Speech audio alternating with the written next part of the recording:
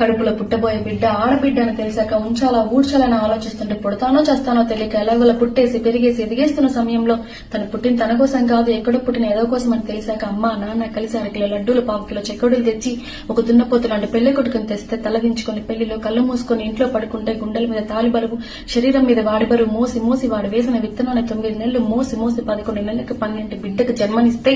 రోజు కోడి కంటే ముందు నిద్ర లేచి చంద్రుని బొట్టు పెట్టి వాకిట్లో ముగ్గు పెట్టి స్టవ్ మీద గిన్నె పెట్టి అందులో పాలు మరగబెట్టి కాఫీ టీ తిరగొట్టి పిల్లల నోట్లో తిండి పెట్టి వాళ్ళని స్కూల్ కి వెళ్ళగొట్టి నిన్న ఆఫీస్ కి తరమగొట్టి ఒక చేత రిమోట్ ఒక చేత కత్తిపీట పట్టుకుని కూరగాయలు తరిగి